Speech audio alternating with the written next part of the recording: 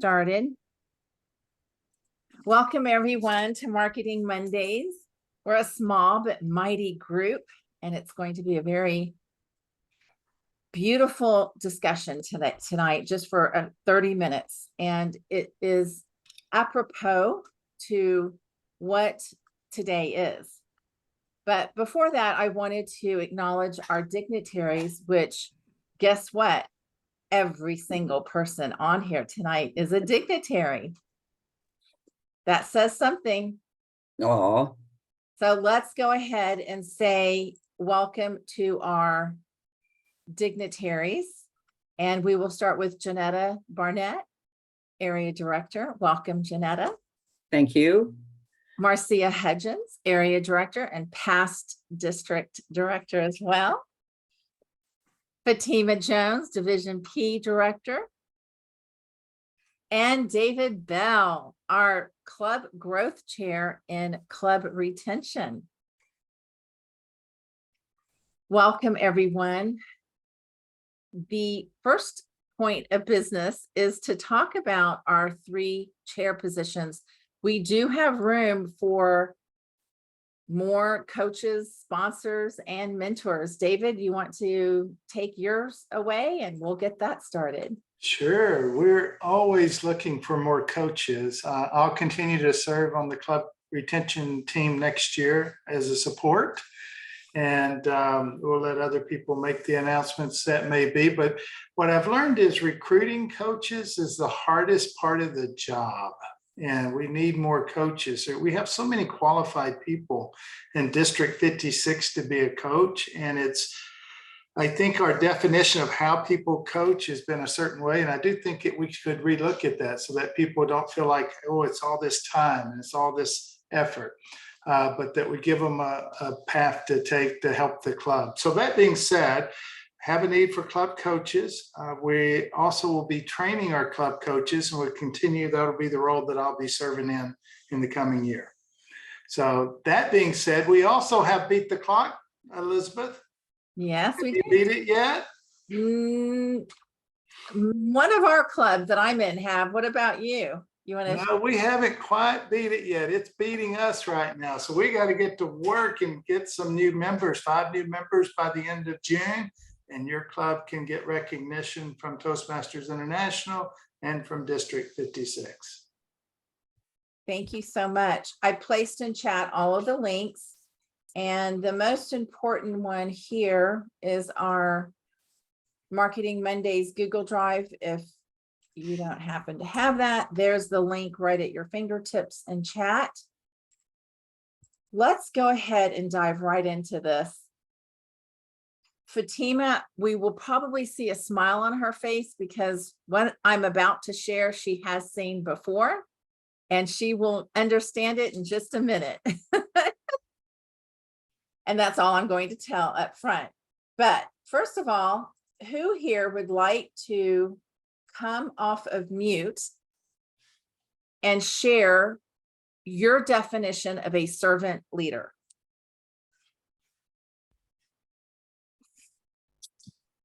Good. Yes, Janetta.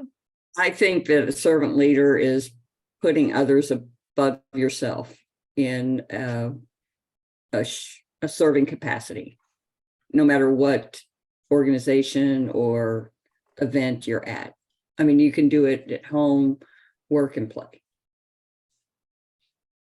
Love it. Anyone else? I think the servant leader is one that works right alongside the members. Yeah, I think a leader is a good follower too. Excellent. Marcia, what about you?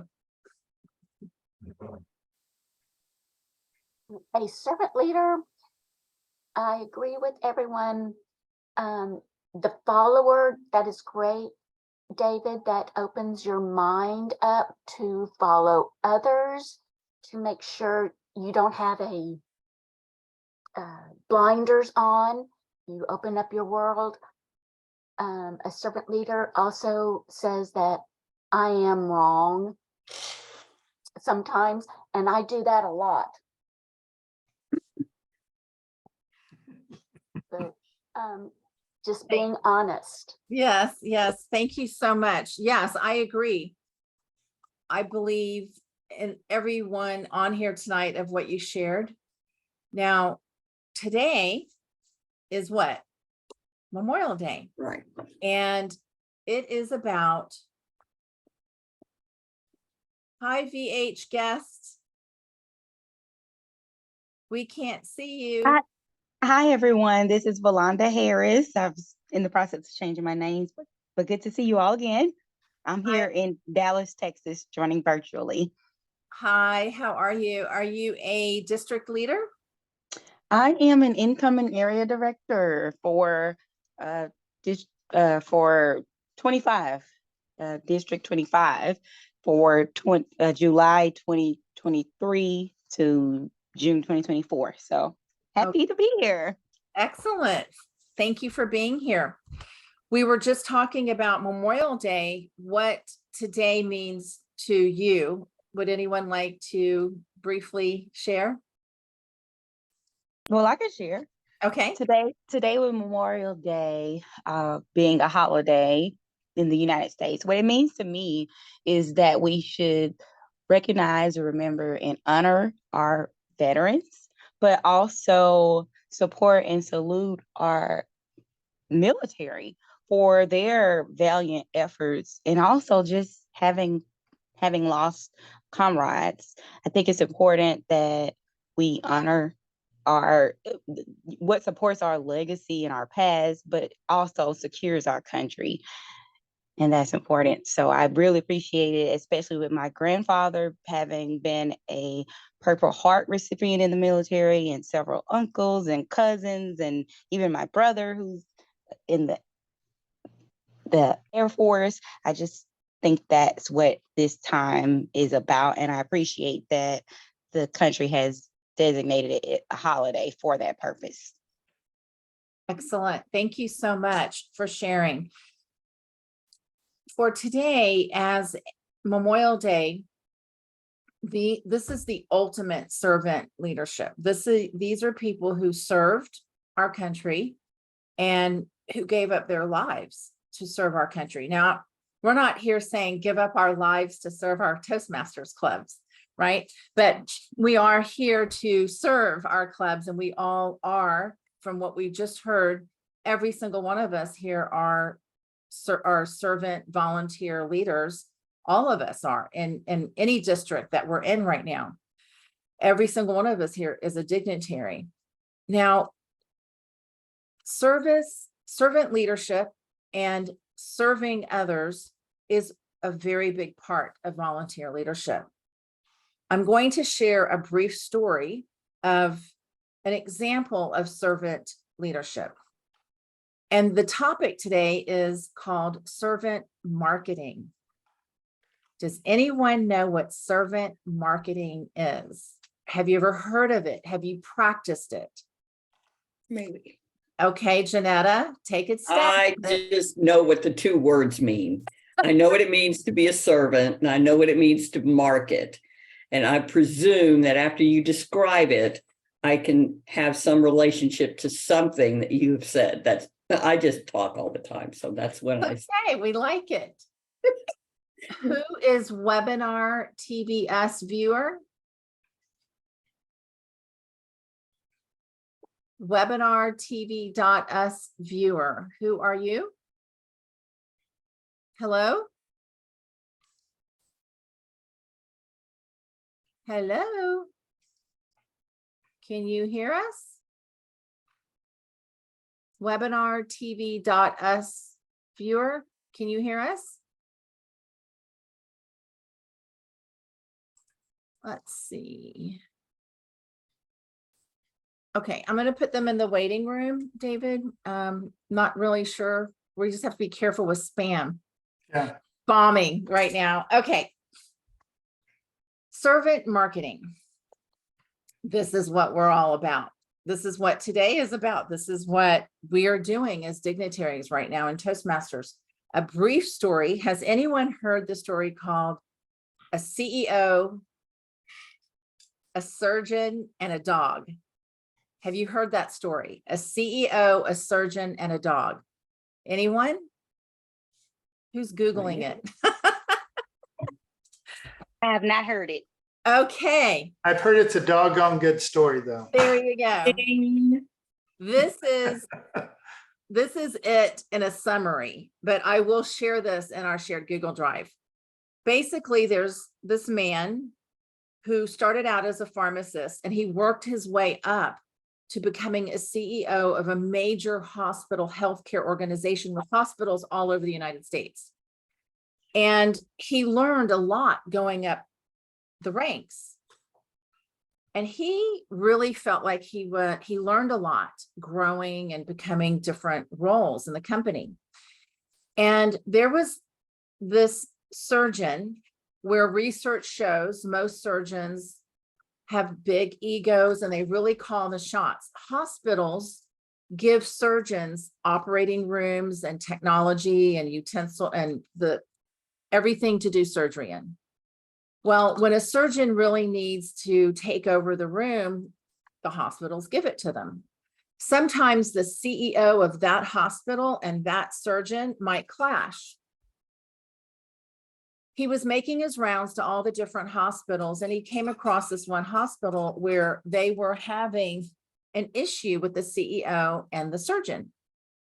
And he went over and he decided to talk with the surgeon, and he got to know the surgeon. And every time he would go to the hospital, he would talk to the surgeon.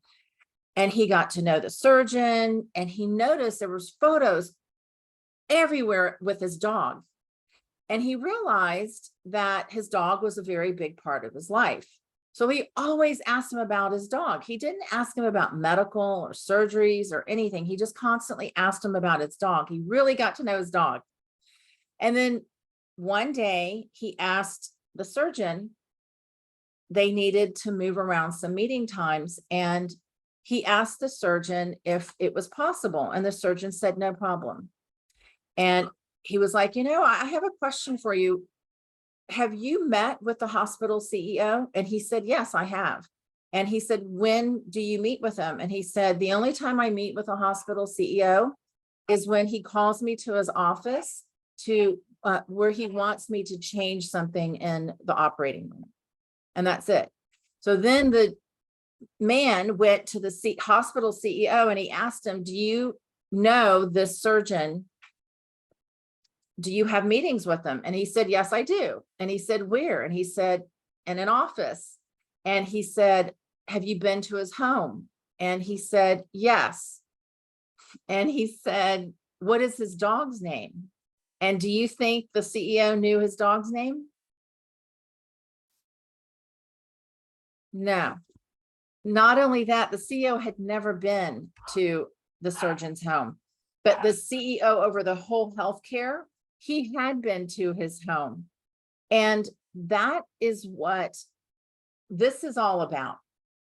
This is what it means when we talk about serving, servant marketing, servant leader. This is what it's all about. And basically this sums up servant marketing, a marketing program that I'm about to share with you.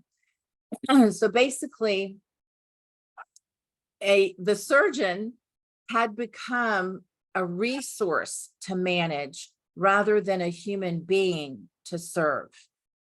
And if we can bring this back to our clubs, instead of looking at a club or a member or guest as a resource, and if we can really get to know our members and our prospects and look at them as a human being to serve.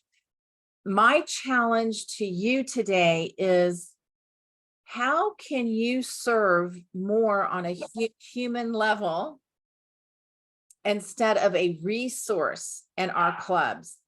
Now, I know we go by numbers and the DCP, but what if we really got to know those that are around us, that are in our clubs? For example, when I was Division P director, I created a program a shared Google Drive. My rescue puppies are barking, apologies. A shared Google Drive, and it was very lengthy, lots of files and shared drives. But one thing that I really did want to do in this, and I'm going to just share it real quick, is here, every team member, I asked them what their favorite snack, beverage, color, restaurant, preferred method of communication. Are they a morning person, night owl? Do they prefer flowers or plants? Do they have allergies? And their vacation dates. Why? They weren't just area directors. They weren't just area directors. They're human beings with lives. We're all servant leaders. We're all servant leaders. Like, I'm trying to serve these puppies to try to find a home. We're all servant leaders. And instead of managing them as a resource, as an area director, why don't we get to know them on a human level? How much fun will that be? And Fatima, I see a smile on your face. How did it make you feel getting to know the team all about that information? It was really great and it was a lot of fun. Yes. Yeah. But one thing that was kind of fun with me, I'll tell you a funny story. I got a note from Elizabeth and said, we're all meeting for, no, she wanted to meet me for dinner. And I'm thinking, what did I do? So I met her for dinner. And when I got there, it was my birthday party, but it wasn't my birthday. She had the numbers transposed or something. I thought I was in trouble being reprimanded, and I got there and it was my birthday party and we had so much fun. But we celebrated everybody's birthday. We celebrated, and I tried to do the same thing with my area directors, but it didn't go over as well as it did with Elizabeth. So much fun. Yes, we had so much fun. Now, if we can go to our club and find out, what is your birthday? Are you a night owl or a morning person? What is your favorite color? What is your favorite beverage? Your favorite snack? What is your favorite restaurant? Why am I bringing this up? I teach this in workshops, in paid leadership workshops that I give in companies. One of the programs I teach is how to help teams get to know each other. And one of the first questions, sections in the survey that I send out before the leadership workshop is I ask them, what is your favorite beverage? What is your favorite color? Your favorite snack? What is your birthday?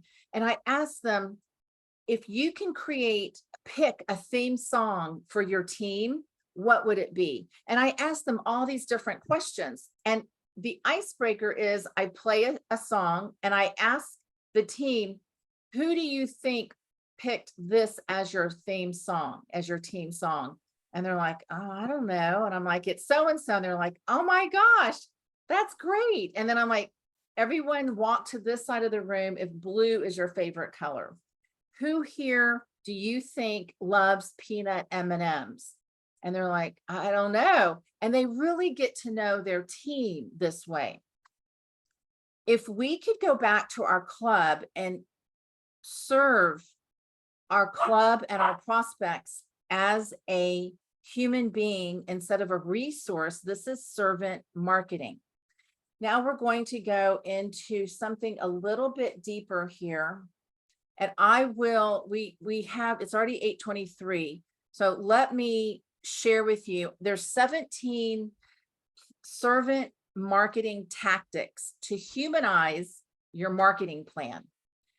And there's a whole paragraph about servant marketing and marketing to serve. And one of them is called delight your customers or members with an unexpected surprise.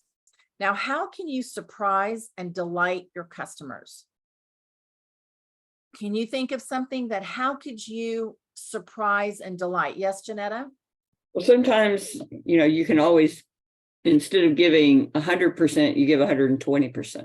So like if they're expecting X and Y, you give them X, Y, Z.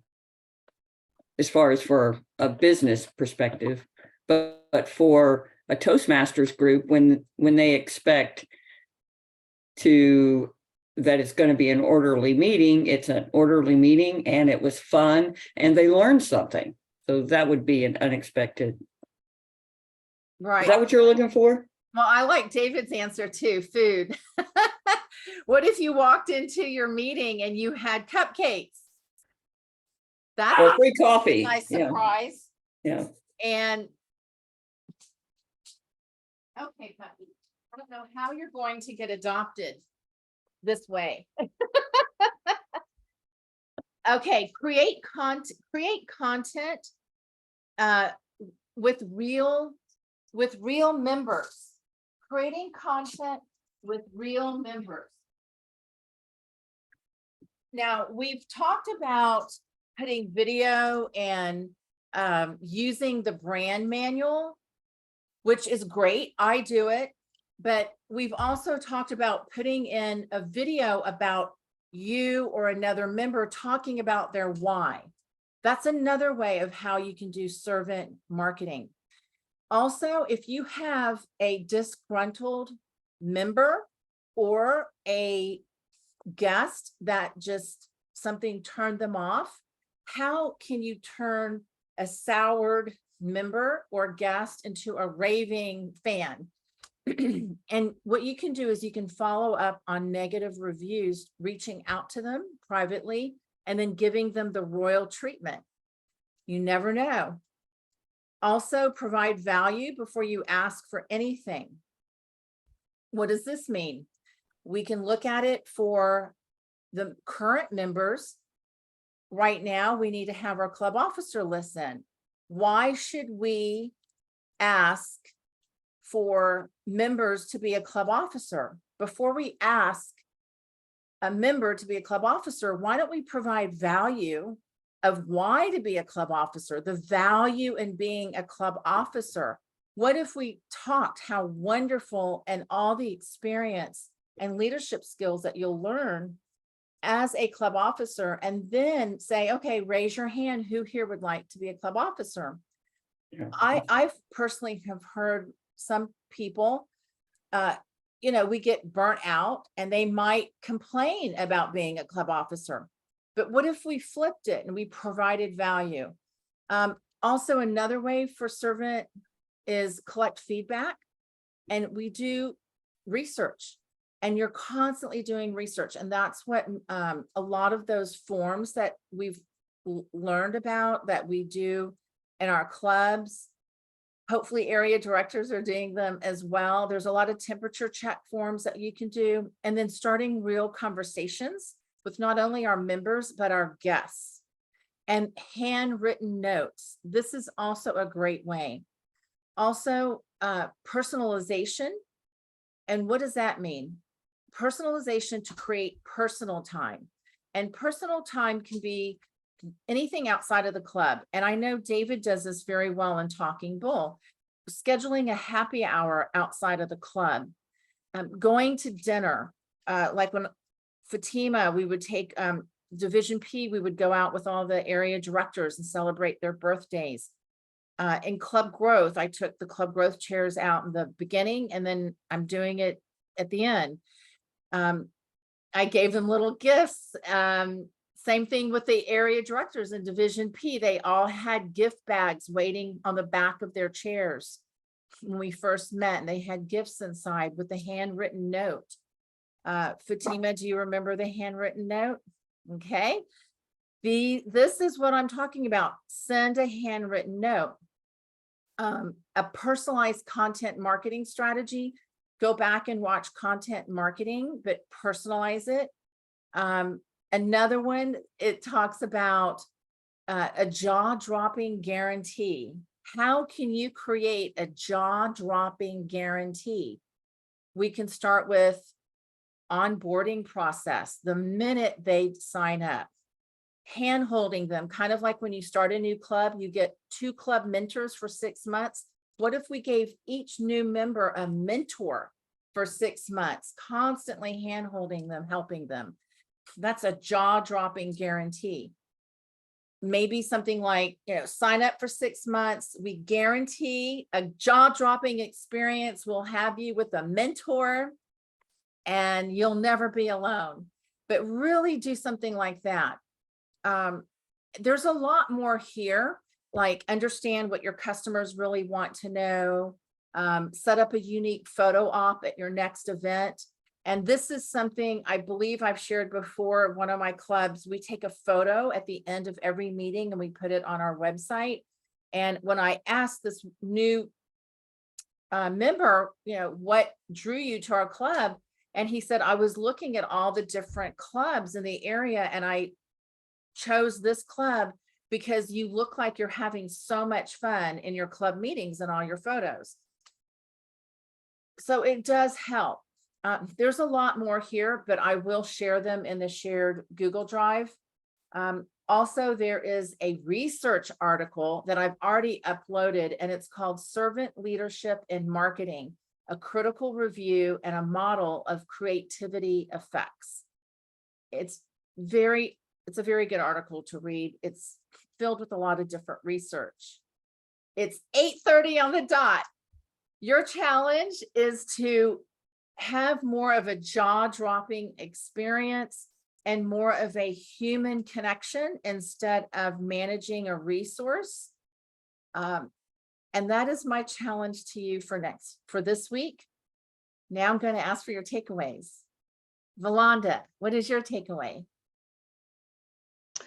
Thank you, Elizabeth. My takeaway is to definitely find a different way, another layer of complexity to connect with all potential and or current Toastmasters. For example, I like that you mentioned looking beyond what we see. I think that's important as a new member or a potential new member to make that moment invigorating so that they can continue to come back. As a new member in Pathways as of January 2023, I have experienced that and appreciate that I saw the larger vision as opposed to just getting caught up in the weeds. So I could actually apply that to my Toastmasters journey and also crossovers with other potential or actual Toastmasters. So I appreciate that. That's my takeaway, just to try to be as clear and communicative as possible to make their experience worthwhile so that they continue and also bring a friend. That's my takeaway. Thank you. Nice. Thank you. Marcia? Well, let's see. One item I wanted to share that I thought of servant marketing is that if a member has to transfer to a different club, help them find a new club because their schedule might change. Don't just say if they have to change clubs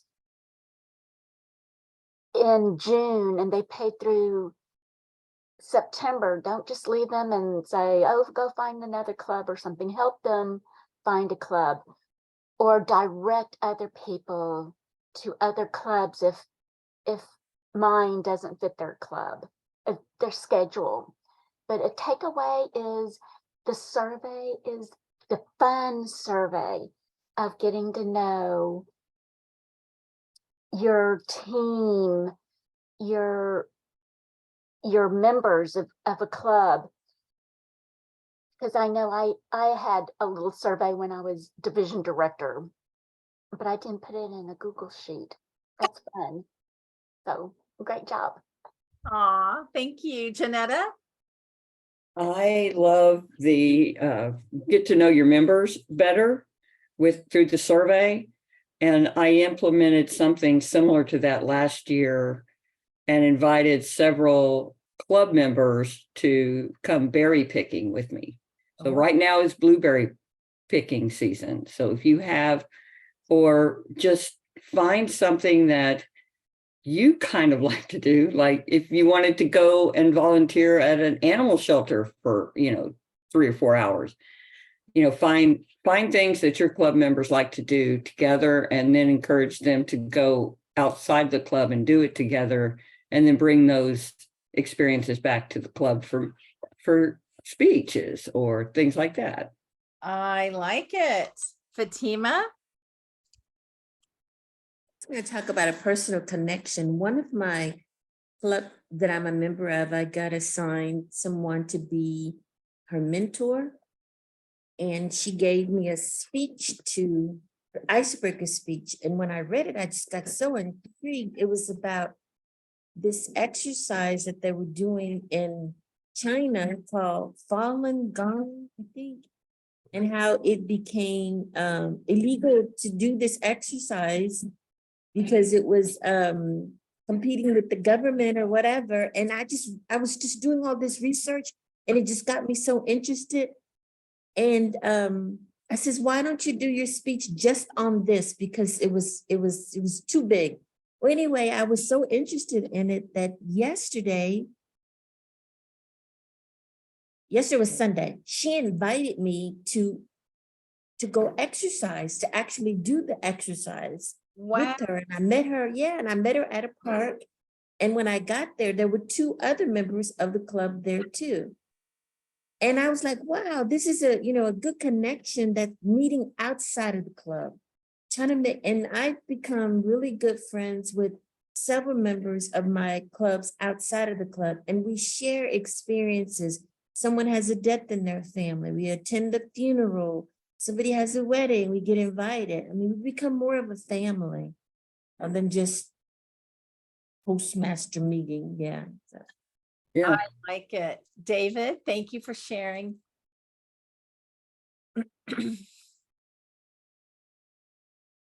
I'm We need reminded of the importance of recognition. And we did a first time award last year for Mentor Leadership Award for a club member.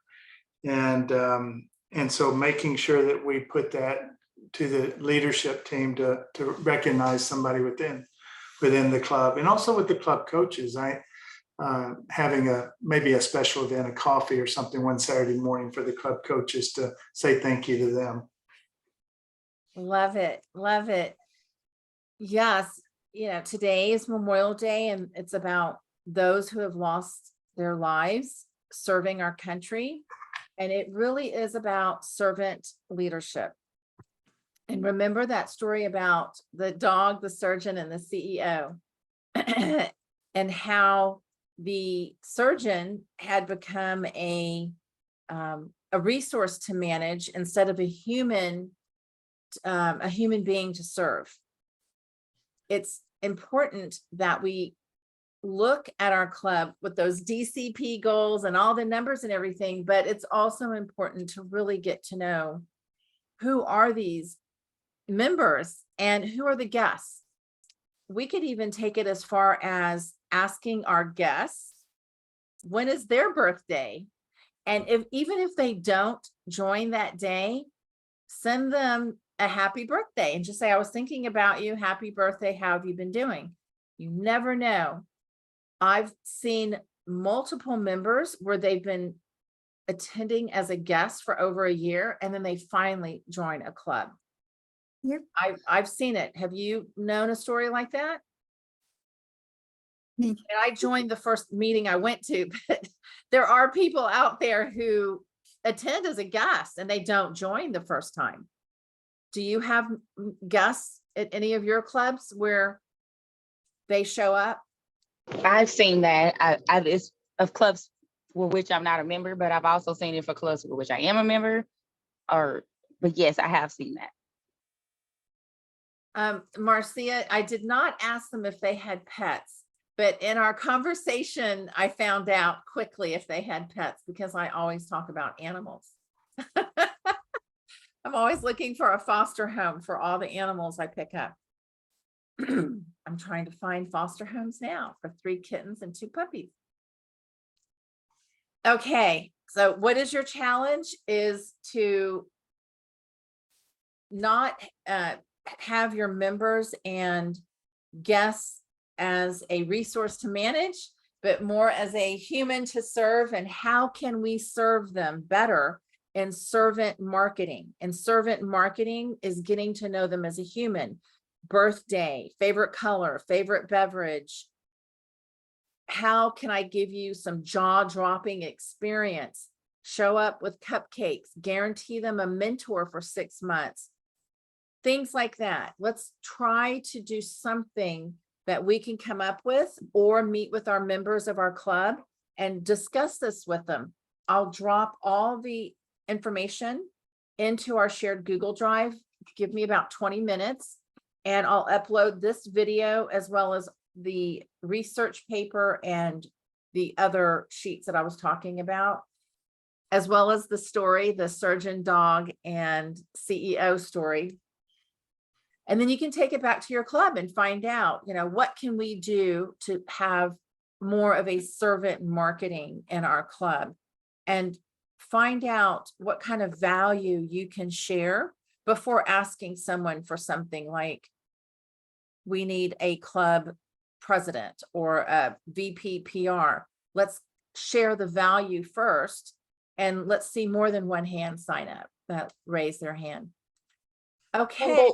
they also get training. It's not that they're Yes. thrown into the office without getting trained. They're trained. So that's what I get asked.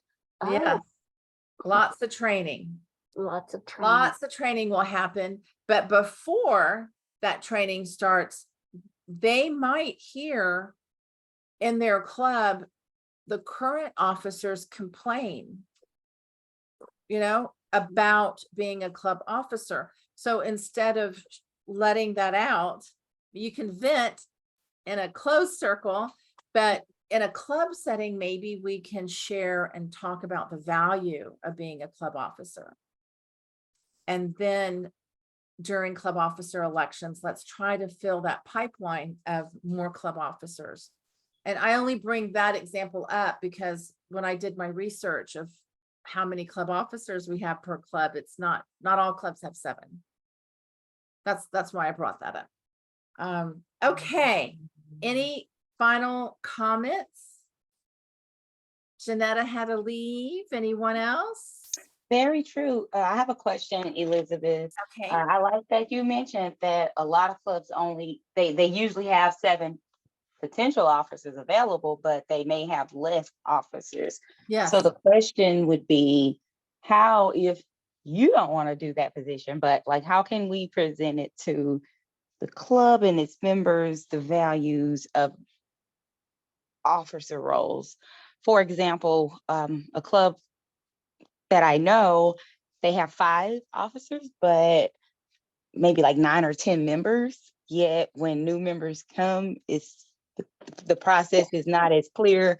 There's different rules of expectations that are shared afterwards, things of that nature. And I've seen it affect whether or not that new member stays a member or is engaged. So the question is how to balance or combat that, or what are some ways to address that with a club and or its members?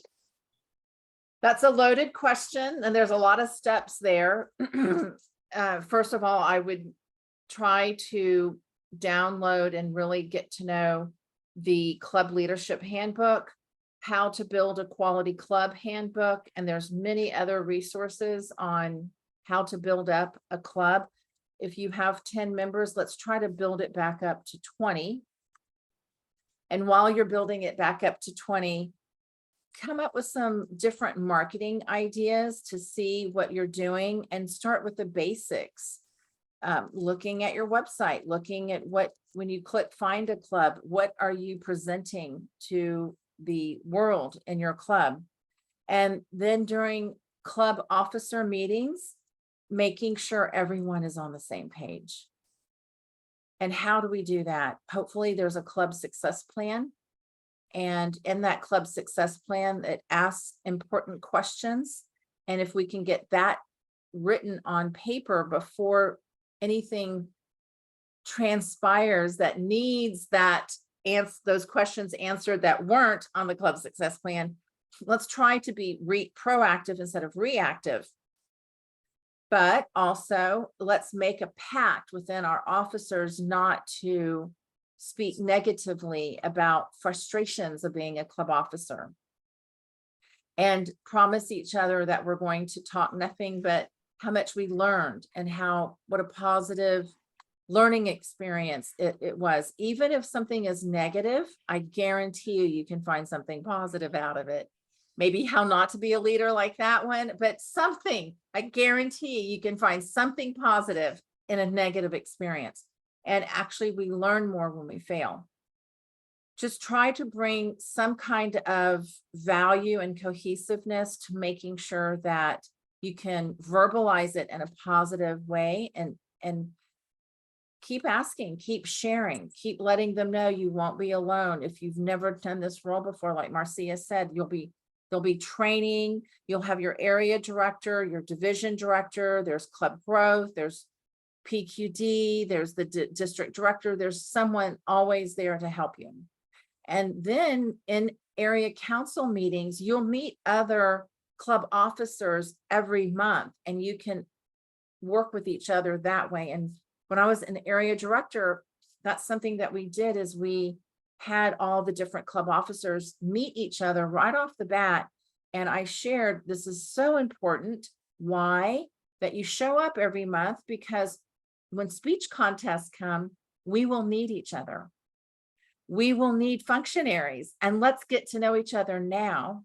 And I guarantee you in a few months, we will be looking for functionaries, and we need each other. So just talk about the positive and the value of being a club officer. I hope I answered your question. Would anyone else like to give her some thoughts? Marcia? Oh, it's a hand clap. Okay. Anyone else like to give some advice or thoughts or ideas? Okay. Anyone else? I just have I have one question. I think I know the answer already. Okay, so with my personal Facebook, am I able to promote my flyers? Oh, yeah. I mean, but the video that I have, the video that we have on our website, can I send it to my friends in the South and Yeah, in other states? Yeah, I do it all the time. Okay. Yes, I actually started a club that way. Yes, you can. And you can ask all your members of the club to share it on their page as well, and invite Yeah. family and friends. Yes. Anyone else? Good question, Mammy. Okay, thank you very much for being here. You all have a challenge. I will upload everything in a few minutes. Have a wonderful rest of your evening, and see you soon. Thank you for being I here. have to go. Bye, everyone. Good night. Take care. Good night, everyone. Thanks, everyone. Bye. Bye.